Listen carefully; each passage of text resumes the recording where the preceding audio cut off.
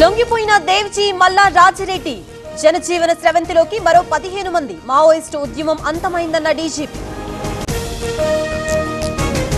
దానం కడియములకి స్పీకర్ నోటీసులు ఈ నెల 27, 28 తేదీల్లో రావాలన్న స్పీకర్. మొదట బీఆర్ఎస్ తర్వాత బీజేపీ పిటిషన్లపై విచారణ.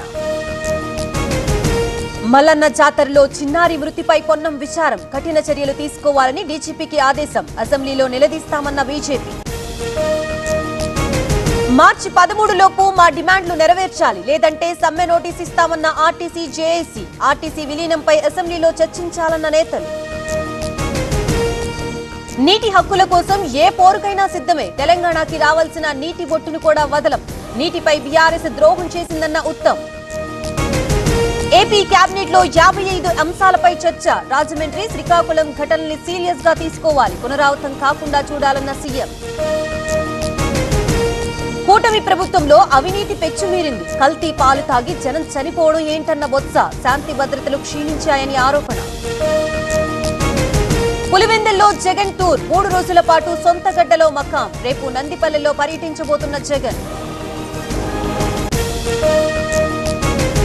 లడ్డూ కల్తీలో కుట్రకోణం ఉంది. హెరిటేజ్ పై బురద జల్లే ప్రయత్నం చేశారు. ఇందాపూర్ తో సంబంధం లేదన్న చంద్రబాబు.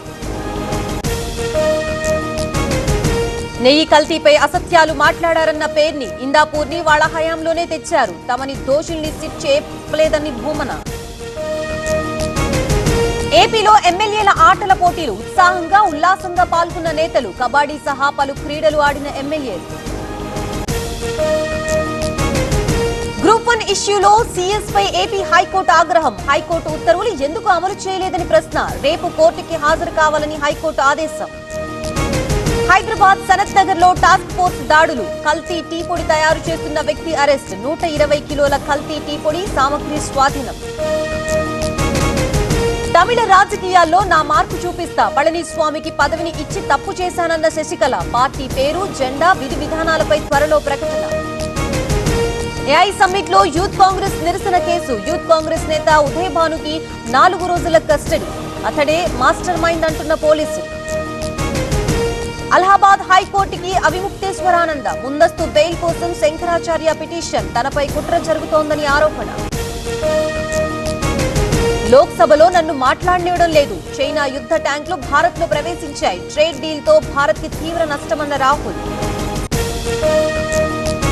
కేరళ పేరు మార్పుకి కేంద్ర కేబినెట్ ఓకే. అహ్మదాబాద్ మెట్రో విస్తరణకి ఆమోదం. విద్యుత్ రంగంలో సంస్కరణలకి గ్రీన్ సిగ్నల్.